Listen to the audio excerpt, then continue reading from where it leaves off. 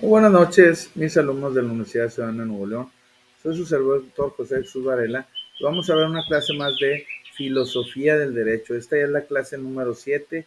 Vamos a ver unos temas interesantes que, pues sí, son algunos temas ahí abstractos, son conceptos, son definiciones, características, elementos acerca de algo que está por ahí ya establecido en el programa de estudio, en la dosificación, y pues tiene que explicarse como debe de ser con base en el libro que estamos viendo de Eduardo García Maínez, que estamos por ahí viendo Filosofía del Derecho, y por ahí también estamos viendo el otro libro de Francisco Carpintero, que es Apuntes de Filosofía del Derecho.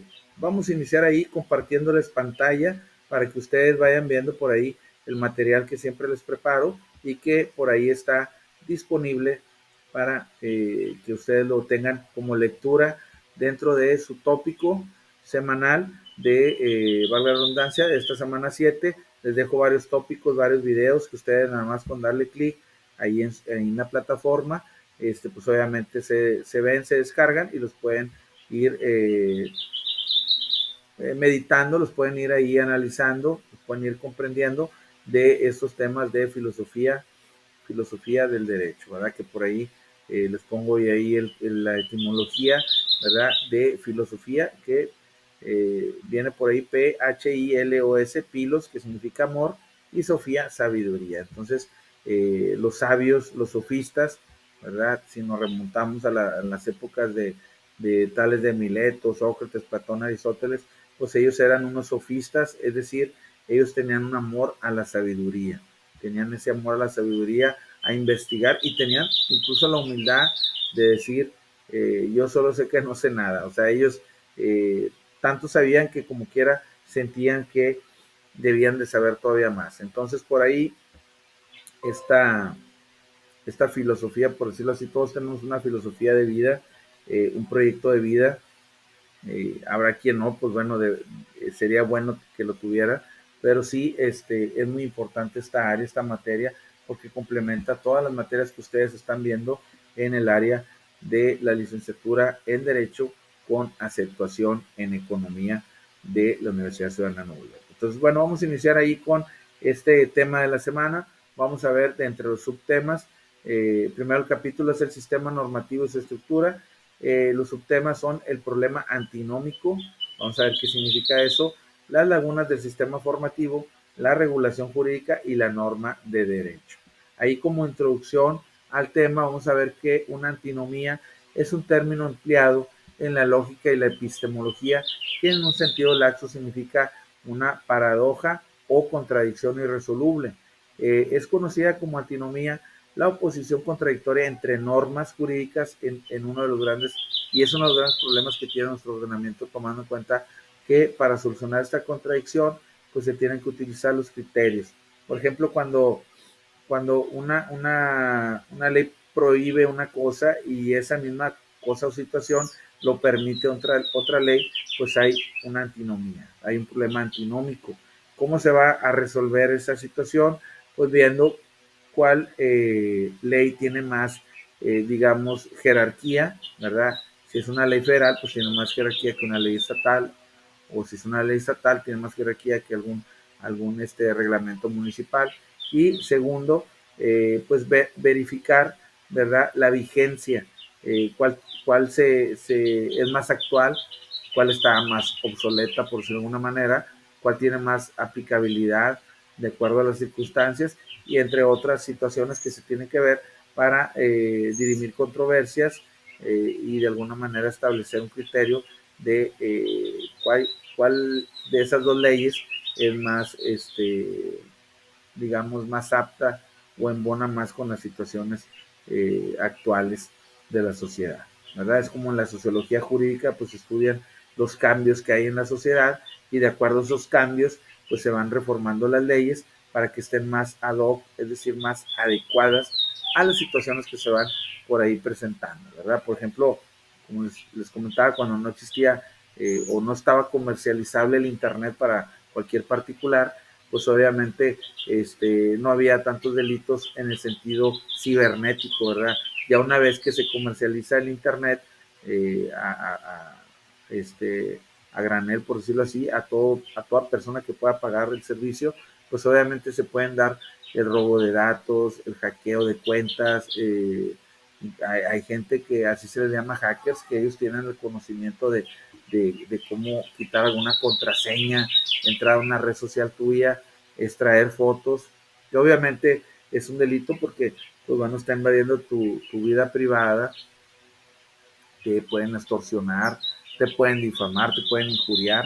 Ellos incurren en varios delitos, pero pues están ocultos, esas personas no muestran el rostro, por decirlo de alguna manera, o buscas tú cuánta gente no hay que te metes a las redes sociales y tienen un perfil falso, ¿verdad? A lo mejor tienen su Facebook, o su red social familiar, donde sí están ahí, pero tienen por ahí dos o tres otras cuentas para estoquear personas, para hackear datos, información, y de esa manera, pues obviamente, extorsionar a alguien, ¿verdad? Pero los hackers van más allá de eso, van incluso a meterse a las cuentas bancarias y pues pueden ellos de alguna manera desviar recursos que sabemos que está ahí en la ley de extinción del dominio, que pues pueden perder, se les pueden confiscar todos esos bienes que ellos hayan hecho, pues de dinero mal habido, ¿verdad? Un enriquecimiento ilícito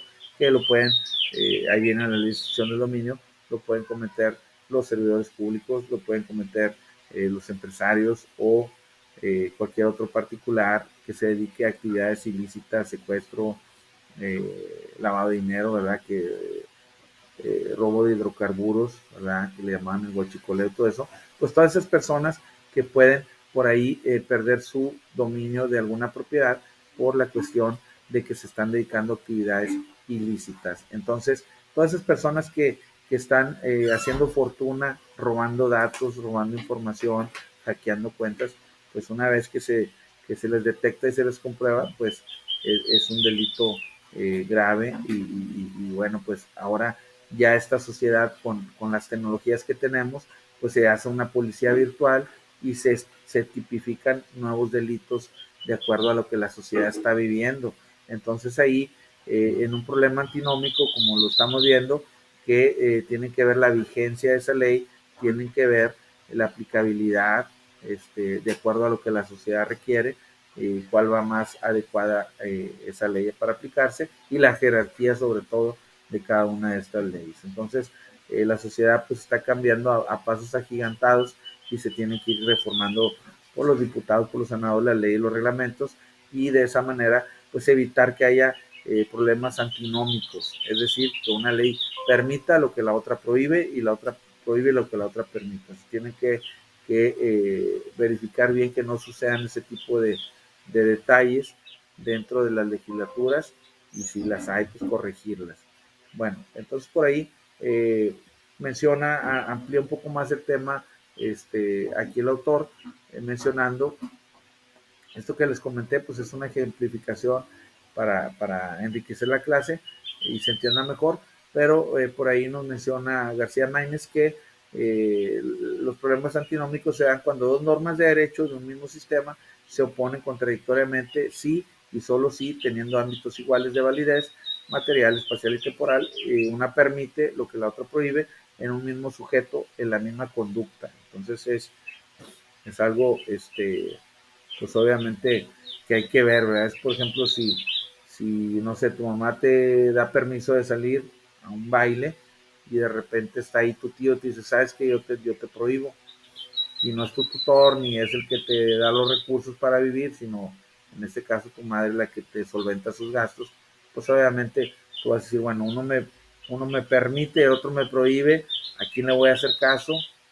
Obviamente te conviene más hacer caso a tu mamá porque pues te dio la vida y es la que te mantiene, te da el sustento, y pues es la que pues quiere que seas feliz, pero obviamente con sus medidas, con sus responsabilidades, y pues obviamente es a quien le vas a hacer caso, ¿verdad? Porque tiene ese lazo consanguíneo más cercano que un tío, por decir un tío político, por decir de alguna manera, aunque sea consanguíneo. Entonces obviamente es un ejemplo así que se me ocurre. Acá tienes que ver si es una ley, la que permite es una ley de la Constitución, y la que prohíbe es una ley estatal. Entonces, pues la Constitución, como decía Hans Kelsen, en los sistemas constitucionales, como por ejemplo el de México, pues está en el primer vértice y tiene más peso lo que diga la Constitución que lo que diga una Constitución, la Constitución federal, que lo que diga una Constitución estatal. Entonces, tienes que ver la jerarquía de esa ley, la vigencia, la aplicabilidad y una serie de cosas que se tienen que determinar para ver cuál es más aplicable que otra. Pero sí, al detectarlas deben de derogarlas o abrogarlas, cambiarlas o quitarlas en una parte para que no haya esos tipos de problemas que aquí menciona García Márquez como problemas antinómicos. Cuando una ley permite una cosa y otra lo prohíbe, ahí se da esa situación del problema antinómico, que ya dijimos cuáles son las soluciones a ese problema. Las lagunas del sistema normativo, pasamos a ese tema. Por ahí, las lagunas del sistema normativo, vamos a ver, por ejemplo, cuando hay lagunas, quiere decir que carece de regular esa actitud o conducta, ¿verdad? Por ejemplo, cuando volvemos a lo mismo, cuando recién se comercializó el Internet para todo particular, pues había muchas lagunas. Por ejemplo, no estaba reglamentado el robo de datos, el hackeo de cuentas, porque todavía no sucedía, apenas estaba muy noble esa prestación de ese servicio y todavía estaba siendo por algunas personas muy inofensivo hasta que ya empezaron a ver que, caray, me robaron mi dinero que tenía ahorrado y empezó a saber que no estaba regulado, legislado, se hacían propuestas y de alguna manera los diputados senadores empezaron a establecer leyes y reglamentos que vayan acorde a ese tipo de cosas. Entonces, las lagunas es cuando hay algo nuevo, por ejemplo, sucedió lo de la pandemia y pues tomó de sorpresa a algunas leyes laborales que no estaban establecidos cómo actuar en ciertos casos de despidos, de cierre de empresas, de que se dieron una serie de despidos injustificados, ¿verdad? Aprovechando que no había recursos. Y pues obviamente había una que otra cuestión ahí, la mayoría está regulada, pero había una que otra cuestión nueva que se dio a raíz de esta contingencia sanitaria que se tuvo que legislar. Entonces, al no estar legislada, se le puede llamar como una laguna del sistema normativo. Entonces, eso es una laguna cuando algo no está reglamentado y que hasta que no sucede ya se empieza a reglamentar, ¿verdad? Como dicen, ahogado el niño, tapado el pozo. Ahí puede estar un pozo y nadie lo tapa, ya se ahoga una persona, ahora sí hay que tapar ese y todos los demás para que no suceda. Desgraciadamente así es, a prueba de error, es como a veces se trabaja en algunas partes, hasta que no sucede una tragedia, dices, caray, a qué le robaron todo su dinero de su cuenta, hay que legislar, hay que poner una policía cibernética, porque apenas inicia esto del internet, estoy hablando unos años atrás, ¿verdad?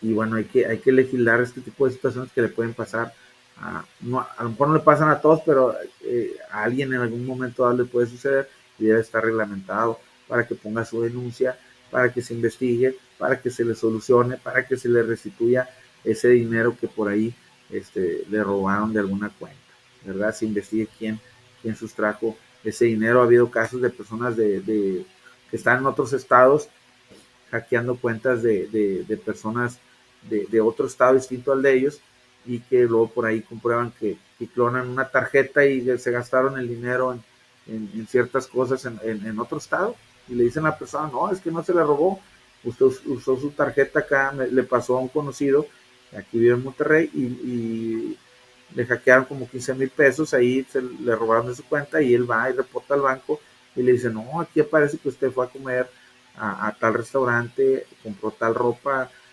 fue al cine varias veces, fue a varios restaurantes y así como se le gastó el dinero. No, pero yo puedo comprobar que no salí de más y pone ahí su denuncia y ya de comentar que sí se tardó, pero sí el mismo banco le restituyó el dinero. Pero bueno, se tiene que hacer una serie de pasos para que se compruebe ese tipo de situación.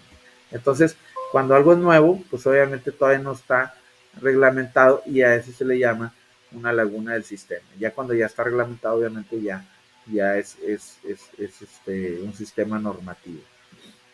Bueno, dice ahí Norberto Bobbio, este jurista italiano, dice que existe una laguna del derecho o también el derecho cuando en determinado ordenamiento jurídico falta una regla a la que el juez pueda referirse para resolver tal o cual controversia. Pero bueno, ahí tiene las fuentes del derecho un juez, que son la ley, la costumbre, la jurisprudencia, la doctrina, y pues obviamente ahí él se puede basar con esas herramientas para aplicar un criterio, una sanción. Pero sí debe de crearse pues una jurisprudencia, debe también de crearse un criterio, una petición de la ciudadanía para que se vaya reglamentando esa actitud ilícita que pueda ser nueva en la sociedad.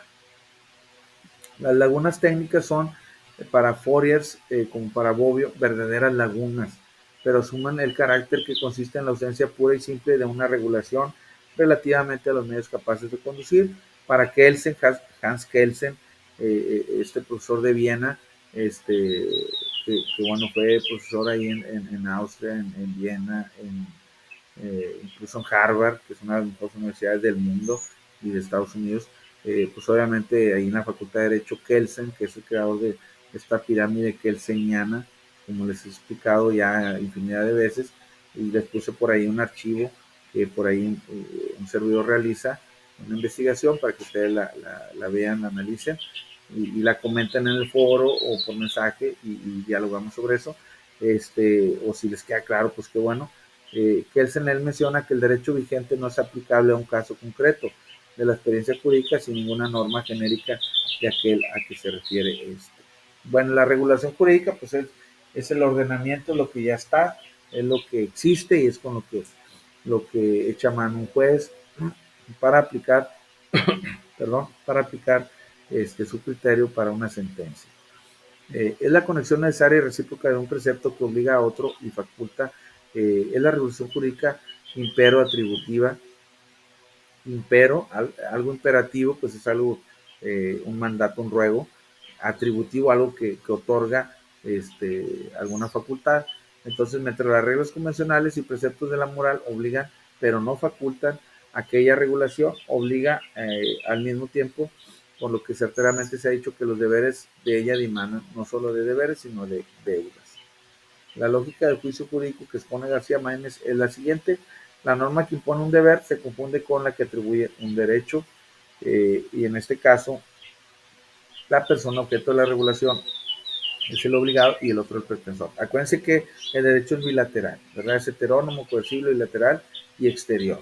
A diferencia de la moral, que es unilateral, interior, incoercible y bueno, por ahí en ese sentido, ¿verdad? Y es autónoma la moral. En ese sentido, por ejemplo, el derecho, ¿verdad? La normatividad es bilateral. Siempre va a haber alguien facultado para exigirte el cumplimiento de la norma y alguien obligado para obedecer esa norma. Siempre va a establecer esa bilateralidad, el derecho de establecer beneficios, garantías, pero también obligaciones de cumplimiento. Entonces, desde ese punto de vista, es impero atributiva las normas jurídicas. Y bueno, la regulación bilateral resulta esa conexión necesaria de un juicio atributivo y otro imperativo, fundados en esa cópula de estos dos conceptos, lo que es imperativo y es atributivo, y no se agota con el simple deber que aquí radica entre esas diferencias entre ellos. Tiene que haber una conjugación de estas dos situaciones que van unidas, lo imperativo con lo atributivo en el derecho, ¿verdad? Tienes que cumplir con tus obligaciones, pero también pues, gozar de esos derechos que tienes o de esas garantías. Bueno, por ahí la norma de derecho es lo que ya está establecido en un reglamento que puede ser un artículo, puede ser eh, una ley, algo que tenemos que seguir de manera generalizada todos los habitantes de un país de manera heterónoma. La heterónoma es por igual para todos, coercible en contra de la voluntad, exterior, algo que fue una tentativa o ya un hecho consumado, y por ahí de manera bilateral. Como les digo, que hay alguien facultado para exigirte el cumplimiento y alguien obligado para cumplir con esto. Y la otra bilateralidad que se habla es que las normas imponen derechos e obligaciones, ¿verdad? O garantías. Y bueno, por ahí la bilateralidad es un atributo esencial, no debe predicarse de la norma jurídica considerada aisladamente, sino de la regulación resultante del recíproco enlace que impone el deber y otra que otorga un derecho. La diferencia entre normas prescriptivas y atributivas deriva de la función. Prescriptivas que tienen una prescripción, tienen un tiempo de validez, por ejemplo, en materia laboral, pues no debes de tardarte más de un año en establecer alguna situación ahí que te aqueje, y hay otros plazos también, también para el patrón no debe de excederse de un mes para establecer un rebaje en falta, retardos y demás, porque si no, pues ya no aplica y hay prescripción. Es como un medicamento que tiene su caducidad, su prescripción, o los productos comestibles, ¿verdad? Consúmase, refrigérese antes de tal fecha, porque si no, obviamente puede estar en un estado de descomposición y te puede causar un malestar estomacal. Igualmente el medicamento tiene su caducidad y si no, pues va a salir contraproducente. Te quieras componer y va a salir peor ahí esa situación. Igualmente hay prescripción en algunas leyes, en algunos procedimientos que hay que cumplir en tiempo y forma para que se lleven a cabo de una manera exitosa. Cumplir con los tiempos, con las formas.